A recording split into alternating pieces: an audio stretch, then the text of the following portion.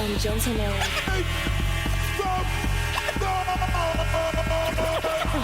Podcasting since 2005. You were listening to Gamer Tag Radio with your hosts Godfrey, Pete Rock, Paris, Pasta.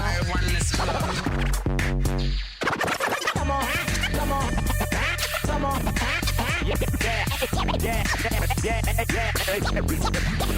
Yeah.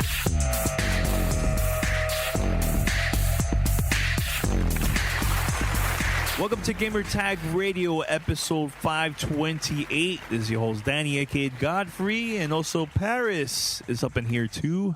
Hola. Paris, I don't know what's up with Nintendo, man, but you know they just released a brand new game like a couple days ago, but exclusively for the Wii U, and it was like a very silent launch. You know what I'm talking about? Is it the Itagaki game? Yes. The one that is like only GameStop only had 420 copies in the whole country or something crazy like that? That's the one. What's wrong with them? Why would they even do that? They got this from THQ. Yeah. I don't know. I just briefly saw some of the headlines on that, and from everything I saw, they were talking about like Itagaki might be done as a AAA developer. He might only be doing indie stuff from here on out. Oof. And I heard this game been getting a lot of bad reviews, and I think it has multiplayer. It wasn't even working. Yeah, having a lot of issues. But man, let me tell you, whoever purchases, please let us know because I'm very curious about this. Is it good? Is it bad? Is it worth it? Should I go on a mission and buy this game, or should you just ignore it? I don't know. This is going to be one of those rare games. Yeah, I was going to say, when I was reading on NeoGAF, like the people on there talking about it, like they were hunting for it because it's exactly what you're saying. It sounds like it's going to be a collector's item. One of those things that's so bad that it's good, you'll just have it and never open it and just have it as a collector's item. And then 10 years from now, it'll probably be worth $1 million, something crazy. But it's $60 though, man. I know.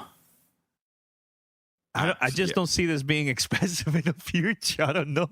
I don't know. Because I didn't even know anything about this until, like I said, I saw that headline, and that was like a couple of days ago. Yeah, I mean, I get press releases from Nintendo, and it was like at the bottom of the press release. Like, I don't know. It was so weird. Nintendo, what's wrong with you? But look, any listeners out there that actually purchased this, please let me know. I'm very curious about this game. Like, is it good or what? Why is it so bad? Why is it so bad? You know, so let us know. All right, so head over to gamertagradio.com, post your feedback or listen to our past episodes. And also you could go to play.it, listen to our shows there and other podcasts that's part of the network. And give us a call, 786-273-7GTR. That's 786-273-7GTR. Or email us, fanmail@gamertagradio.com. What do you think about Quantum Break? I'm very curious about that game. Like, I'm very on a wait and see approach for that. You know, I believe this was The Verge, or where did I read this? But they were just talking about the development, because remember originally this was tied into the whole Xbox One, the TV show, the entertainment initiative that they were doing, and then obviously that got scrapped, so that changed the development plans for Remedy, and now we have the game that we have now. I mean, there's still star power in the game, like if it was Sean Astin and Littlefinger from Game of Thrones and people like that are in the game, which is fine. I'm curious about it. I just need to know more. Right now it's not on my day one I'm absolutely picking it up list, but I'm definitely gonna keep my eye on it. I want to see what's gonna happen to it. Is there any game from other consoles or even the PC that you would see yourself buying on day one? Oh, for like early 2016? Is there any from early 2016? Like I said, we touched on it a little bit last time, but Unraveled, 100%. I'm 100%. There. Yeah, February 9th. I'm getting that. Uncharted 4, 100%. I'm looking for that. Mirror's Edge, I'm very close to. I'm saying I'm at about a 90% on that one. We played it. Did you get to play it? Yeah. We played it at E3. I'm just trying to think early 2016. I mean, I know there's some stuff coming later in the year. Mm-hmm. Those definitely. When is Star Fox coming out? Ooh, that's a good. Is that early? But that's on my list. I think it's in May. Yeah. I mean, Star Fox is definitely on the list as well. But I just don't see myself buying this day one. I don't know. Which one? Star Fox. See, Nintendo's going to get me with the nostalgia factor on that one. I mean, I see me getting this because I love the franchise. It's the feedback I heard from other people. That's the problem. I'm like, because they played it during E3. You think they got time to actually fix it and make it better? And the reason I got hope in this one because isn't Miyamoto directly involved in this game? He's been involved with this the whole time. Yeah, so it's Miyamoto. It's like when it comes down to Miyamoto, he's one of those guys, and it's a franchise that I adore. I trust him as a developer. So I mean, I can see me just getting I want to play more than Mario Maker on the Wii U, so I need something. Right? Yeah, that's true. Well, I was thinking about this, like not buy the game until I get more information about the NX. Most likely, we could play the Wii U game, so I could buy that once it's cheaper and just play on the NX. Well, yeah. Now you're opening up completely whole another can of worms. I mean, I think you and I both believe NX is coming this next holiday 2016. I just cannot see Nintendo going another holiday cycle with the Wii U. It just, especially after these NPD numbers, it financially just doesn't make sense for the company to drag out this console anymore. I think we also both believe Zelda is going to be on the NX at launch. I think it's gonna be both. Yeah, it'll probably be on the Wii U as well. But this is an NX game. I just can't see them holding it exclusive to the Wii U for any particular reason.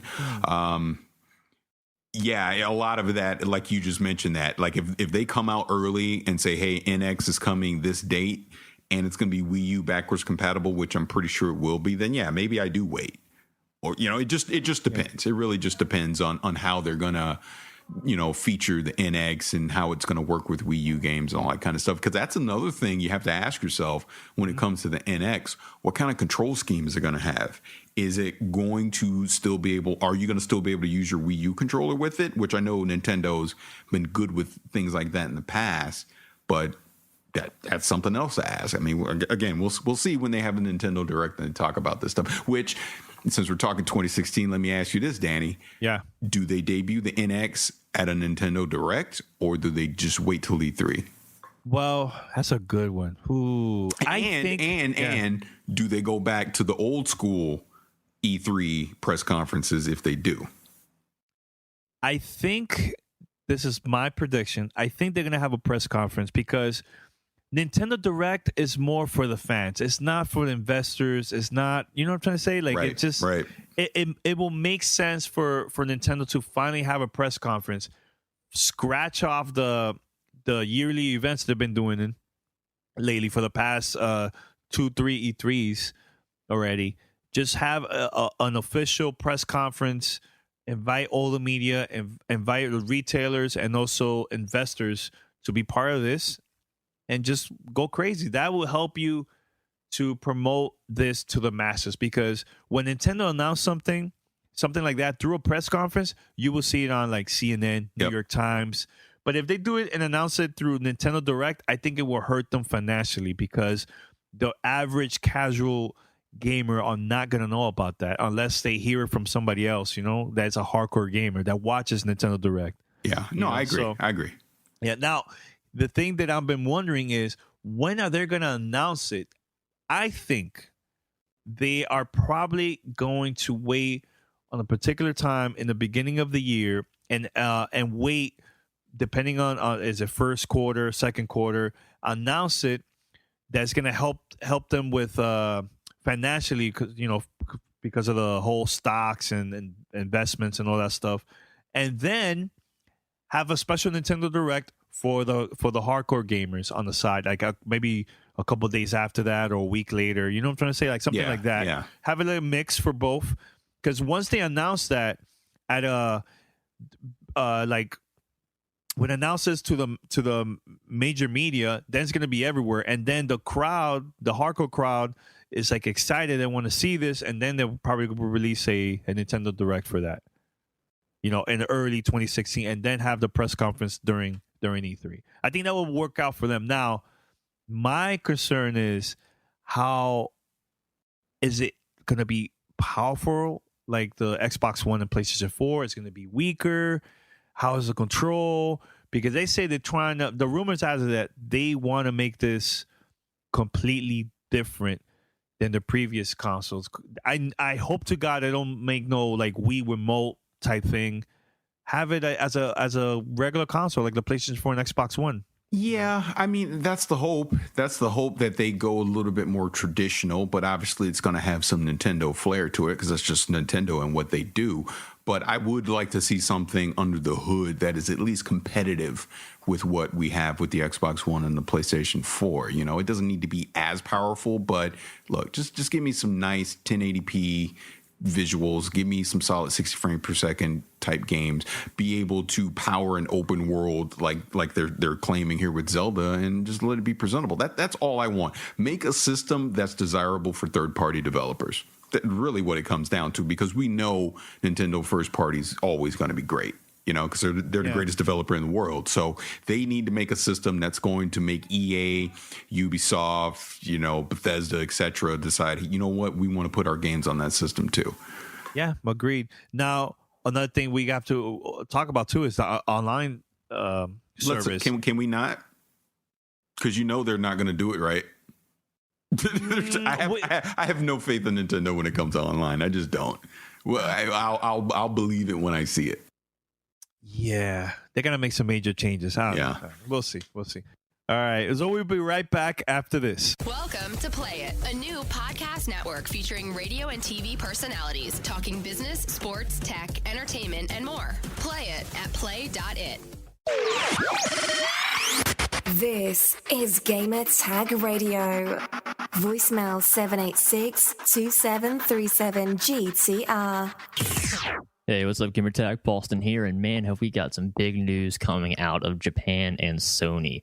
You know, everyone was wondering what was going to happen with Hideo Kojima after his big, split with Konami. It was huge drama all over this year. It was all anyone was talking about in the game industry, and we were all wondering the same thing.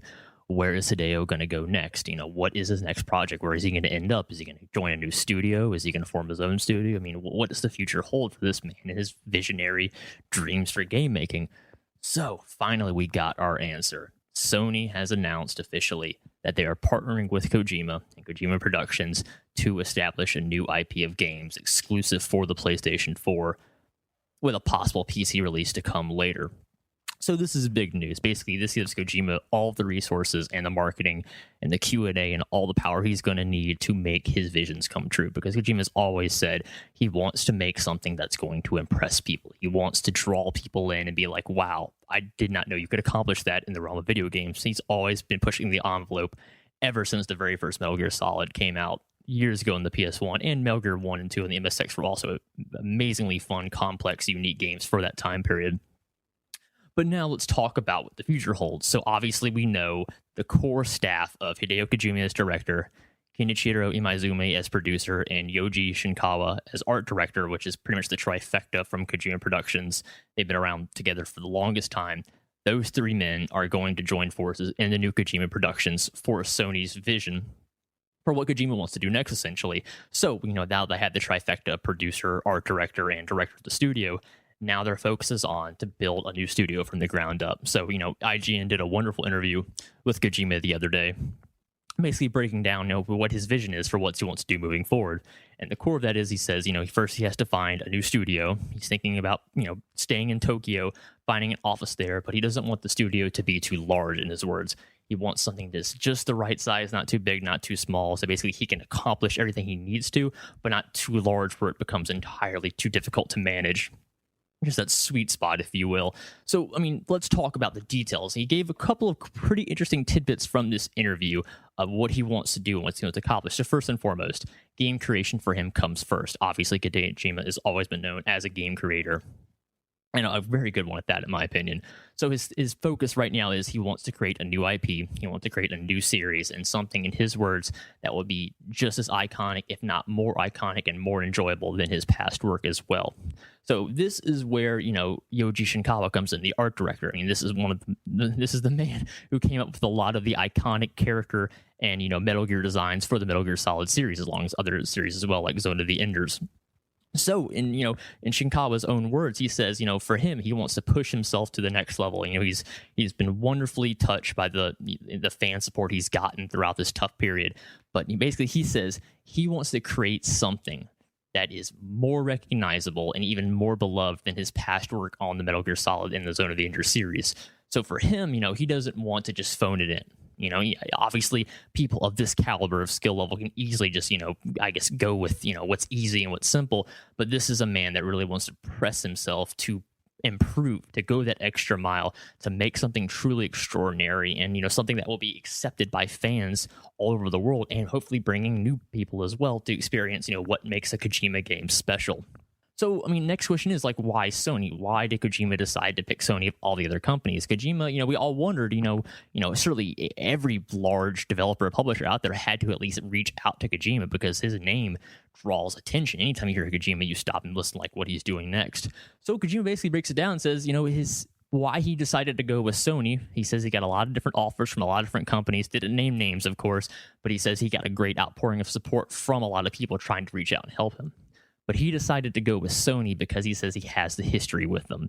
He's been working with them for well over a decade, and he just says they work so well together. He feels comfortable in that environment. He feels he has the resources he needs to accomplish what he wants. And more importantly, he has, like I said, the financial backing of the mega company that is Sony to make what he wants. Because, Kojima is not a man who wants to cut corners. He always wants to, what the vision in his head is what he wants you, the gamer, to ultimately play. He doesn't want any setbacks, cutbacks, doesn't want to have to, take away from his vision just to make sure it works. So that's the toughest thing for, the visionaries out there, is making sure that, what they see in their minds ultimately ends up what you end up playing as the player. And that's why so many people out there, myself included, have been so in love with Kojima's work for so many years now. It's touched us, throughout our lives and made us really critical, and put that extra level of thinking and complexity that a lot of games kind of shy away from, because a lot of people consider games to just be fun.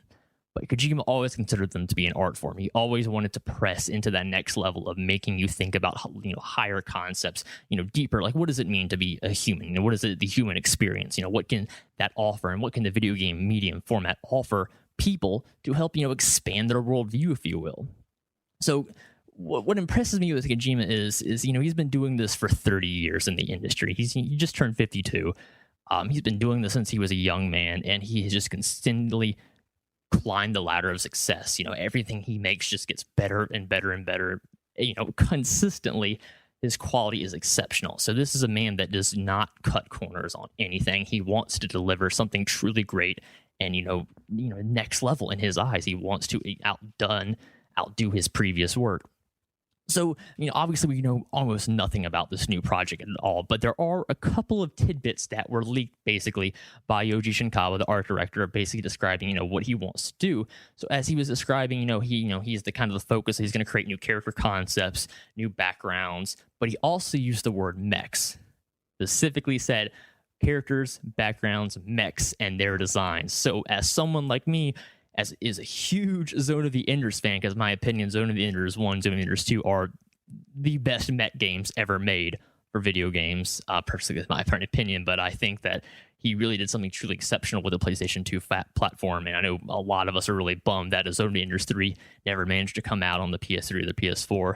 So we don't know anything about this new IP that he's making, but we do know it's going to have giant robots, and that automatically gets me very, very excited as a Zone of the Enders fan. And, it's probably not Zone of the Enders 3. I don't expect it to be, but just the fact that he's going that way, because, Kojima's always been really good at designing some really cool pieces of electronic gear for warfare.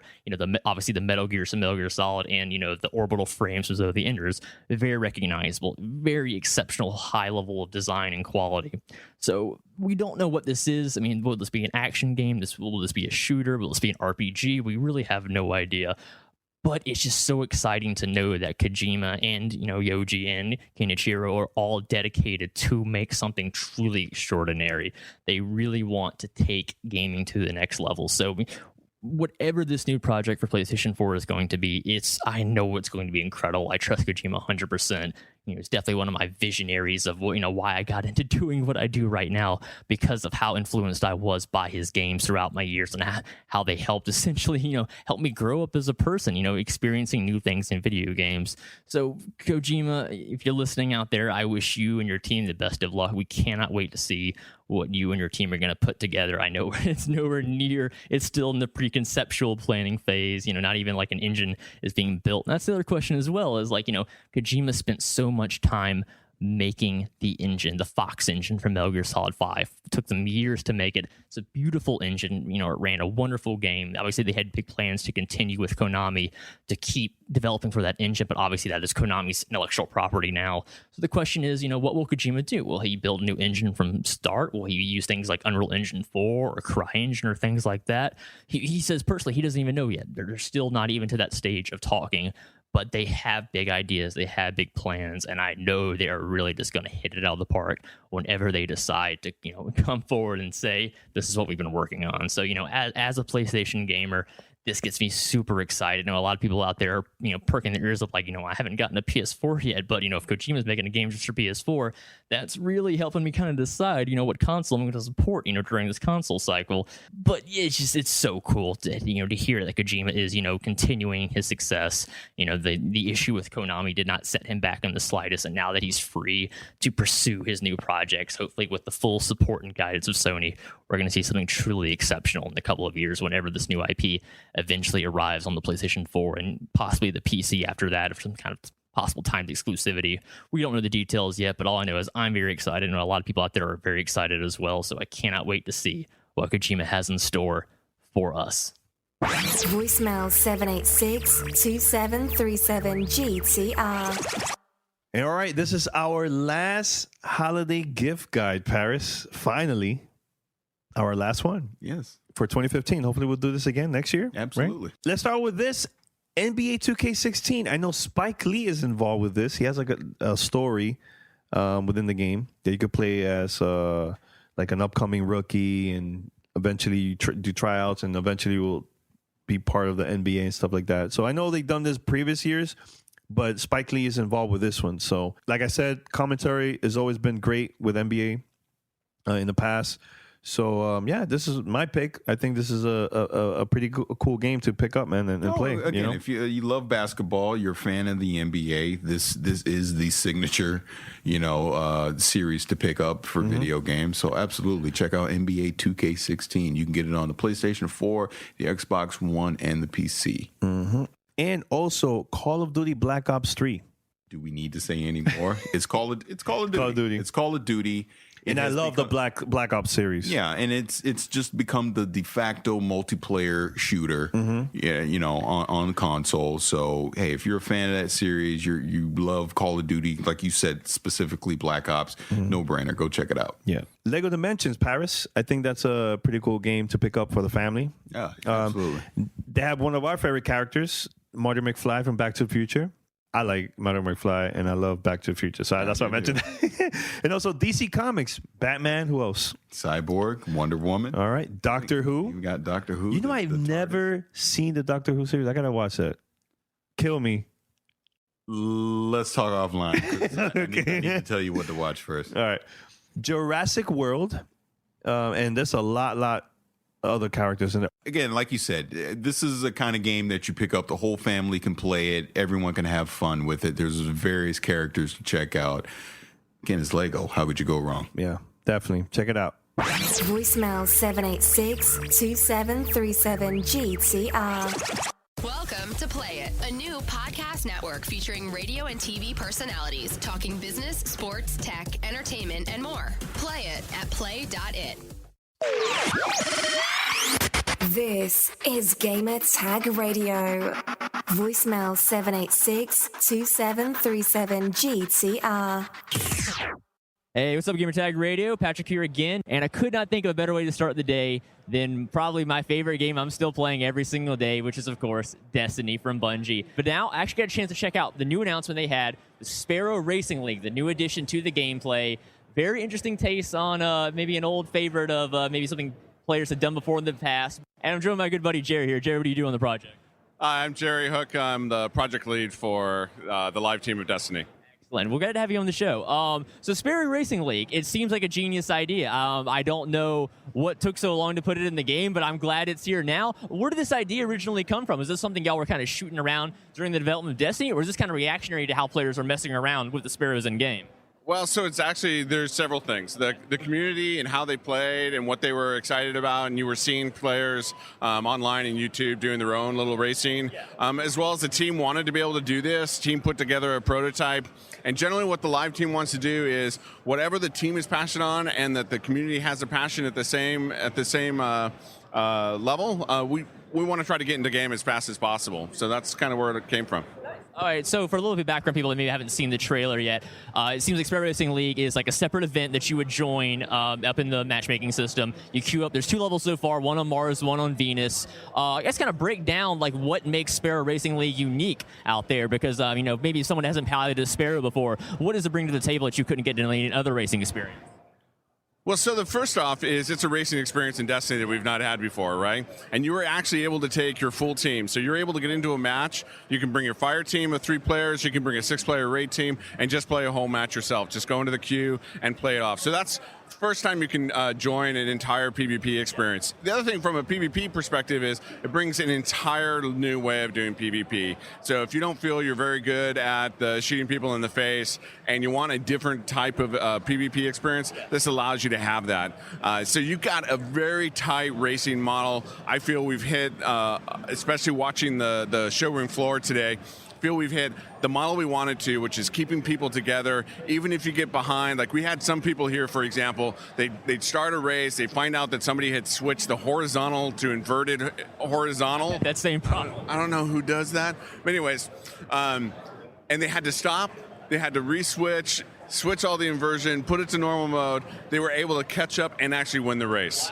So that was like an 8-second delay from what I was seeing, and for them to come back, like obviously that it's possible. It's all about your skill in racing. It's all about how you run the race itself and hit those gates every time. Yeah, what I noticed is the level design between the 2 maps is pretty genius in terms of some being shortcuts, some ways you can go the obvious way, and the whole concept of having the checkpoint system where, like, as you hit them, your boost regenerates, and more importantly, your lateral side movement regenerates as well, so you can make those quick adjustments on the fly. And like you said, people can come back. I mean, I was leading a race the entire way, and the guy in second place somehow, I don't know how, I think he was cheating, somehow managed to hit every single gate, get me on the inside of the turn, and it felt like I was like NASCAR at that point. I was into it. It was intense. It was a blast. Talk about what kind of like new loot and gear are we going to get as rewards for SRL? Yeah, so you're going to get standard Crucible drops, but the drops will be focused around Sparrow gear. And the Sparrow gear is mostly vanity, except for your helmet piece and your class item piece, which do bear power. And as you earn your reputation with Amanda, that power will increase up to 320. So I know that players who are trying to get their light levels up, they'll enjoy that. And then the rest is all about the vanity pieces of decking your Guardian out as a Sparrow racer. So you really feel as if you're a complete race experience, and that you're able to show off your capabilities as a Sparrow racer in both look as well as your skills. Cool. So like the helmets you say, for example, that you can drop, you can actually go and use those in PvP and like raid content as well. You can. It doesn't have, obviously, the perks are based off of Sparrow racing, helping with Sparrow racing, so you will have to take a hit. So in general, for example, some of the things that you can do, because power doesn't really impact Sparrow racing, what I like to do is really like Ghost Rider, so being able to get on a bike, you get on the flame bike, the new Sparrow that we have that has flames shooting out the side. You put on the Flame Skull helmet from Festival of the Lost. You put all black, and you are Ghost Rider. The only thing I'll ask the art team to, Ian, if you're listening, get a suit with chains, and I'm set. For me, like, it doesn't seem there's any limit on what you could do with this concept. I mean, obviously, y'all said you got 2 maps right now. How long is this initial launch going to run for SRL? So this it kicks off on the 8th of December, so next Tuesday, and it goes for 3 weeks. And what we'll do in that 3 weeks is, obviously, we're going to get a lot of feedback from players. We've already gotten a lot from the floor, but we need to get in the hands of the broader players. We want to listen from the players and from the community. How do you want this back? Do you want it as a regular witch roll? Do you want regular events on it? What's the type of thing that you're looking for? Also, what improvements do you want to see? Obviously, I think one of the top asks that we'll hear from everybody is we need a lot more maps. That, I think, is a general thing that everybody wants in racing racing games as well as PvP games. So we know those asks will be coming, but we want to see what the success is going to look like and what the community really wants. Yeah, that's great. It's always fun to see the perspective of the larger audience, how they'll respond to something like this. I know for me, that's such a big fan. I almost got shades of like Star Wars Episode 1 Pod Racer a little bit in there, because you have like the spinning metal blades on Mars and other natural environmental disasters. So I think that for me, that's what sets this apart from other experiences, not only because it's inside Destiny, it's a nice diversion. And like you said, I like it that, maybe if your friends aren't quite good enough to get gear, they can start out an SRL, get some basic legendary gear, and then go forward into the PvP, the PvE content as well. You guys have any idea of what you want to do with the future of this, or are you pretty much just going to like listen to the fans entirely and then take all that feedback into consideration? We do. We just want to listen to the fans, right? What we did is we put together a good mode. We made it solid. We made it so that it's a high-quality product.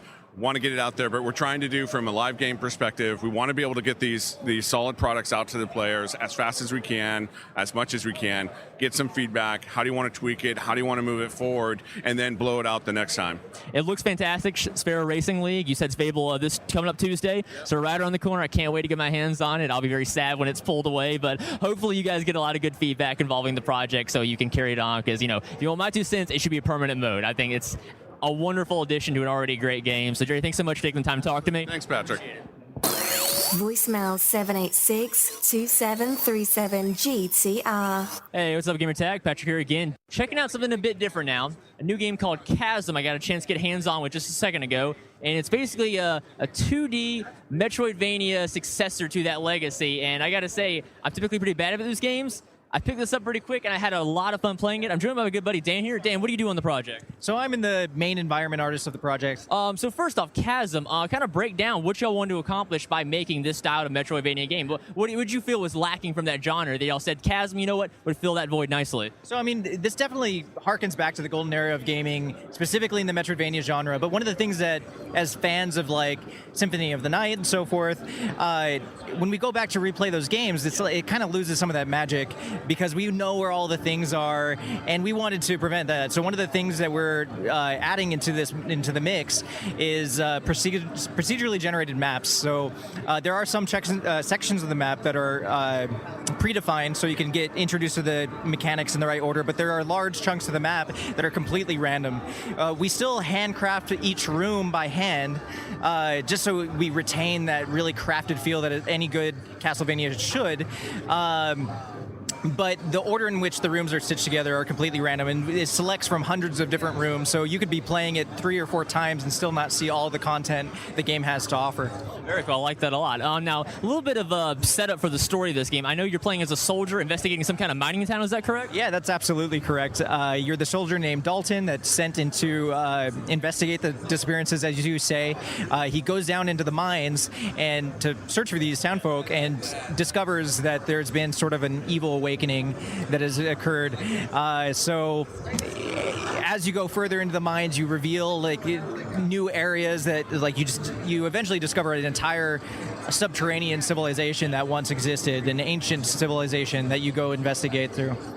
Cool. So let's talk about combat. I saw that you have a couple abilities in there. You have like a slide from Mega Man. You have that backdash similar to the Castlevania style things. Talk about what other kind of abilities you're able to unlock as you progress through the game. Right. So there are several different. There's main attacks, which is based on which items you have equipped, which swords you have equipped. There's a whip. There's a broadsword. There's lots of different items that you could possibly find throughout the game. There's also magic abilities that you can find and equip. On top of that, you got your basic abilities. So like in the demo you played, you found the ledge grab ability, and eventually there's just a whole bunch. I don't want to give away too much, but yeah, with those 3 things combined, everybody, when they play through the game, they will get the same abilities, but as far as items and magic abilities go, those are random. You could be given some that other players don't get. So it adds some replayability to it. I like that a lot. So in terms of RPG-ness, like what am I building up in my character besides the abilities? I mean, is there like a progression system besides the weapons and the inventory system? There is a basic experience leveling up system, but a lot of the stats comes from the items you equip. Right. Better items you find, you're going to have better stats from them. What kind of weapon types? I know you mentioned a whip was in there. Yeah. What else y'all got? So the whip is actually my favorite. Sounds amazing. I love the whip. Wait, is it the 8-directional whip like from the old school? It's totally just one direction. It's not Indiana Jones style, though that would be pretty sweet. Or Bionic Commando, I would love that. But yeah, there's just a whole bunch. My second favorite is the broadsword. It does this over-the-head sweeping motion that's really great against those annoying flying types. All those horrible bats in all those games. Absolutely. Very cool. What kind of magic are we talking about besides? Because so far I think I just had a magic dagger I was throwing. Like, what else are we talking about? Like spells kind of things? Yeah, there's this whole wide range of spells. Some of them which are really hard to describe because they're very visual. You just got to see them. There's this one that has these 2 columns of fire that spawns to either side of you, and then there's the magic Molotov, which is pretty self-explanatory. Just lots of really fun stuff to play with. Lots of cool VFX. Nice. And like you said, you're going to have multiple zones. They're all procedurally generated throughout the game.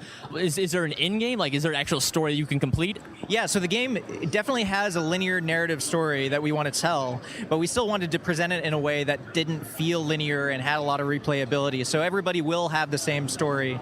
And then there's going to be a New Game Plus mode where you can restart with some extra tweaks, I love New Game Plus. I got to mention real fast the art style. People don't know what Chasm is. It has this very distinct 2-dimensional art style that pays definite homage to its predecessors. Why did y'all decide to go with this? This looks like it'd be on Super Nintendo right now. If you didn't say press X to play, it'd be like, hold up, what system is this on? Why did y'all decide to go with the classic retro look? Well, aside from us just really liking the aesthetic, I personally, I come from a pixel art background, but kind of like a pre-indie mentality of it. I used to do it as a career for major corporations, and back then it had a completely different intent. You almost tried to make the most out of the least. You had these constraints that you had, and you almost wanted to disguise the fact that you were using pixels. Using character art, that kind of stuff. Yeah, for sure. So yeah, it was important to us to be authentic to the classic era of pixel art, as opposed to some of these other indie games, they look beautiful, but we just weren't going for this aesthetic where they use high resolution lighting tricks and stuff like that. We wanted to just be more authentic. And do you find that's easier to develop in the older pixel style that you have experience with? I wouldn't say it's easier or harder. It's just its own medium and style in its own right. A lot of effort has gone into iteration and fine-tuning these tile sets to just have a distinct feel for every area, and everything has its own palette and stuff.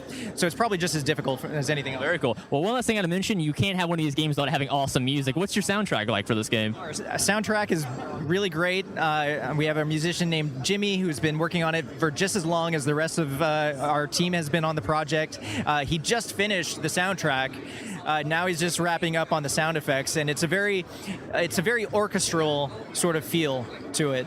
So it's something to be. It's a treat. I love music in these style of games. Even though I'm bad at them, I always am rewarded by the great boss design, the character design, the great music. It looks like you hit everything you could possibly want. It's called Chasm. When can we get our hands on this game? We don't have any official date yet. We're saying 2016. We're hoping in Q1, but no, fingers crossed. Fingers crossed, but definitely 2016. You think you'll be done with it? Excellent. It's called Chasm. It's going on PlayStation 4. Any other platforms besides? Yeah, PC, Mac, Linux. Hopefully more after that, but we're not quite sure. Everybody has a chance to play then. That sounds great. Dan, thanks so much for your time. I appreciate it. Thank you. This is Gamer Tag Radio. Voicemail 786-2737-GTR. Welcome to Play It, a new podcast network featuring radio and TV personalities talking business, sports, tech, entertainment, and more. Play it at play.it. Voicemail 786-2737-GTR. Hey, what's up, GTR? Patrick here, and I got a really cool review for y'all for this week. We're going to talk about Rainbow Six Siege, available for the Xbox One, PlayStation 4, and on PC as well. Now, full disclosure, I have been a lifelong Rainbow Six fan ever since the original came out way back in the day on PC. I'm talking back when we used to play on Games by Arcade with our 56K dial-up modems, and we just thought that was the future back then. Of course, the series continued to develop and expand with Rogue Spear, Rainbow Six 3, and Rainbow Six 3 Black Arrow on the original Xbox and PlayStation 2. From there, went to the Vegas and Vegas 2 games. So Rainbow Six games have had a long history of always drastically changing per iteration. It never really stays the same, for better or for worse, depending on your opinion. It is always an adaptable, changing game based on the times. So we've had a long gap since the last Rainbow Six game, Vegas 2, way back last generation on 360, PlayStation 3. So now we're talking about Rainbow Six Siege, which is the newest entry in the series, and once again decides to drastically shake up the formula. So what makes Siege different from its predecessors? The difference is the focus on asymmetrical gameplay. Attacking team, defending team. So many shooters out there are so focused on making sure the playing field is as level as possible for everybody. Everybody enjoys what they're doing. Rainbow Six Siege says, no, you have a role to play, you have a job for your team, and you have a clear distinction between the attacking team and the defending team. So let's break this down. A typical match of Rainbow Six will go like this. You have 5 versus 5. 5 players on defense are given 45 seconds when they spawn into an interior house or base or consulate. There's 10 maps in the game altogether, and it varies differently depending on what you have to defend. So it's going to give you the option of picking a certain room inside these buildings that you and your 4 squad mates are going to have 45 seconds to lock down this facility and make sure the attacking team cannot get into the objective and either take your hostage, defuse your bombs, or capture your area. Those are the 3 game modes. So how do you accomplish this?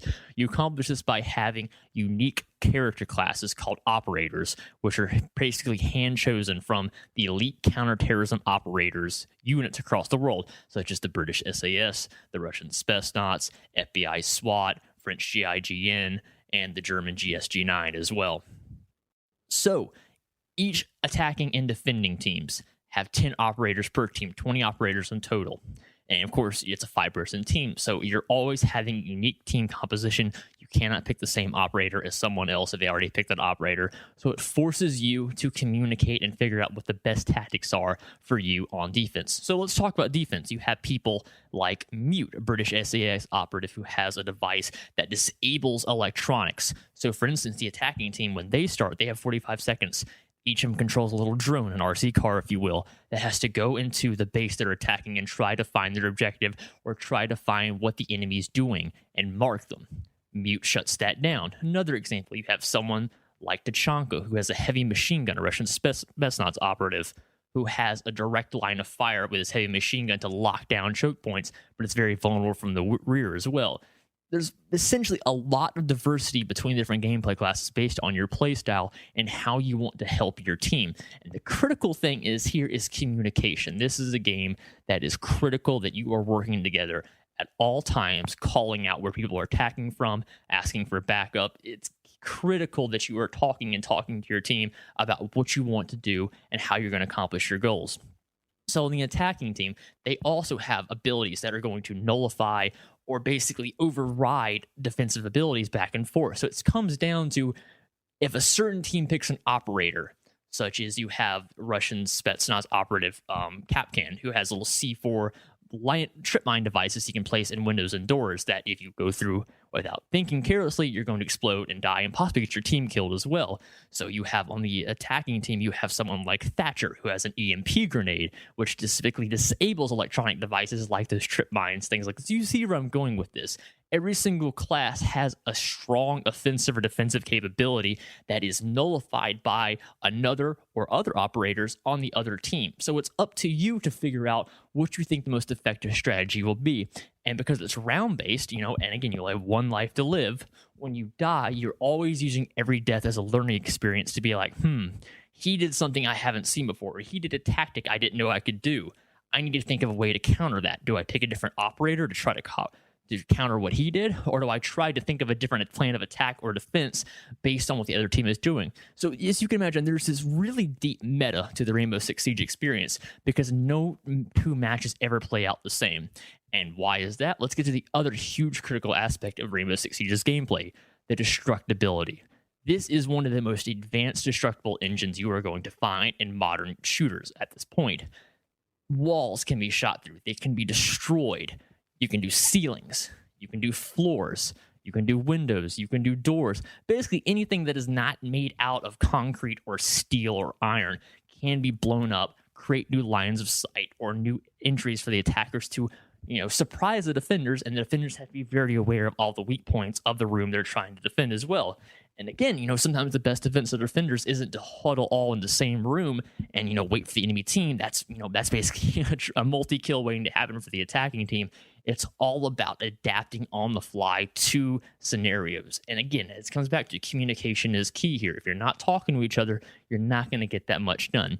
And for me, this is what sets Rainbow Six Siege so much apart from its peers out there in the competitive first-person shooter market right now. Really, no other games are doing something like this, where it is so key to work together, and it's so key of comprising the right team, and more importantly, responding. The definition of insanity is trying the same thing over and over again, expecting the same results. That is not going to work in this game. If you come up against a counter to what you're doing and you cannot beat it, it's probably time to either pick a different operator or change your tactics entirely. This is a game not for the easily frustrated, because it's going to take you time to adapt, to learn. You're going to die a lot, very frequently, until you start to pick up, what role are you good at? Are you more of a support role? Do you want to be a medic? Do you want to be an attacker? Do you want to use explosive devices? Do you want to use counter disabling EMP devices? There's a lot of options in this game. As I said, there's 20 operators, 10 attacking, 10 defending. So you have a lot of choices of how you want to play this game. And it's set up like this.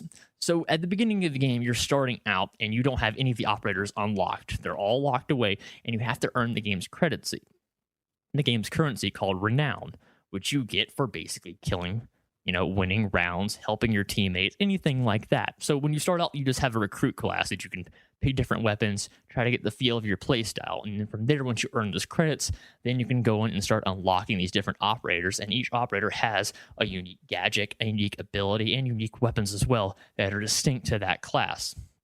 So it really challenges you to think critically of how you're playing, and more importantly, how you want to play. The biggest inspiration you're going to have is look at what your peers are doing and look at what the enemy is doing as well. You're always going to be learning something every round, because there's so many tactics you can use. The great thing about this game is there's 10 maps in total, and they range from suburban houses to presidential airplanes to, remote mountain ski cabins out in the wilderness. They vary greatly in their complexity and their design and the tactics you're going to have to use to either get in there and capture your objective or destroy the defending team. So again, as I said, it's a one life system. Of course, you can treat it as team deathmatch. You can certainly go out and try to kill the other team as quickly as possible.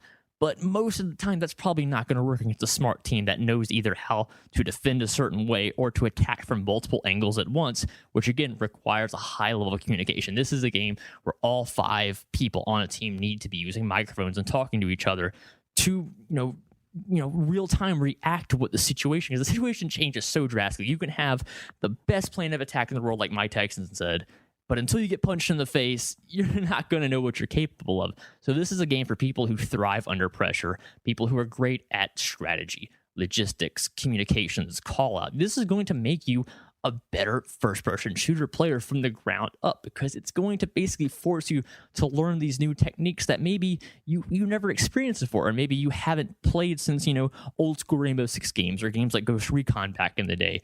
This is why Rainbow Six Siege is so exceptional to me, because it offers such a higher dynamic and level of playing that I have not seen in games in a very long time.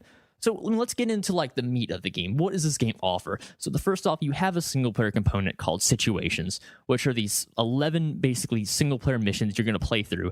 They're going to basically teach you the basics of the game, how to breach, how to, use lines of sight, how to check your corners, how to defend, how to extract a hostage under pressure, how to defend a hostage against attacking enemy forces. So it's going to go through the 10 different multiplayer maps, let you try out different operators from each attacking and defending side, and basically give you an overview of what you can expect from the game. So I highly recommend you start in the situations, you learn these tactics, and you earn renown as well by completing them, which you can then use to go to purchase new operators and new weapons that you can carry into the multiplayer experience.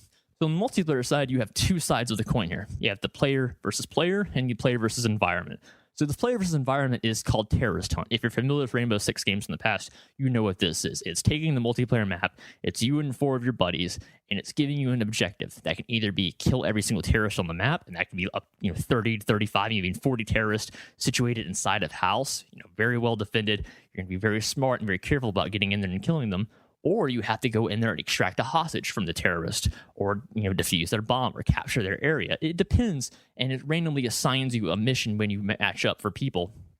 So this is going to, this is your next step, essentially. This is you're going from situations, now you're going into terrorist hunt, and now you're learning communications, you're learning tactics, and the enemy is very unforgiving. You have difficulty settings, of course. You have normal, hard, and realistic, which, of course, you can imagine realistic is pretty insane, requires a high level of teamwork. But it's going to teach you the core of the game. It's going to teach you how to work together, and it's going to teach you how these maps operate as well, which prepares you for essentially the final version of the game, which is the player versus the player. 5 versus 5 online multiplayer. Either you can have casual game types or more advanced ranked game types as well, which assign you an ELO number, a ranking, and basically tries to match you against other similar skilled players, so you can essentially rise up the ranks and be the best of the best of the best. I mean, this is the core of the game here. If you enjoy working as a team, if you enjoy, meeting new people, because you will meet a lot of really cool people in this game because they come in with the same mindset. If you come into this game with a solo Rambo mindset, you're probably going to get bored very quickly, and you're probably this game is not going to be for you. There are no heroes in this game. There's clutch plays for sure, but communication is the critical thing here. Even if you're not the best, most Twitch first-person shooter player in the world, you don't have those insane reflexes, you will learn those over time. Don't worry. Most importantly is you're talking to your team. You're understanding how the maps work, and you're adapting on the fly to what the enemy is doing. So again, this is why this game is so exceptional to me, and why I've honestly sunk almost 90 hours now into this game. I didn't expect to put this much time so quickly into the game, but it really blew me away how phenomenally fun this game is. The core design level, all the way up until, as the meta changes drastically, depending on tactics that you're learning from the enemy and new ideas and strategies you're coming up with and teaching your team of, and then they pass this on to everyone else. You can see where I'm going with this. This really is why this game is so much fun to work together as a squad, and it's so satisfying to come out on top of the other enemy team because you really feel like you accomplished something. It really is a powerful feeling to, overcome an enemy strategy, save the team, you react on the fly. And this is why this is so much fun. Rainbow Six Siege, to me, is, in my opinion, the best first-person shooter I have played all year. And I know it just came out in the very last month, but this is a game I'm going to put a hell of a lot of time into. And the best part of this, too, is, for your $60 investment, Ubisoft has already promised the DLC is going to be huge for next year. They're breaking this down into 4 seasons. So when you purchase the base game, you're automatically giving yourself what's coming out next year. So what is coming out next year? You're getting 4 new maps. 1 map per season every 3 months is going to be available immediately. No charge. They've said very adamantly they don't want to split the community. They want to keep people together.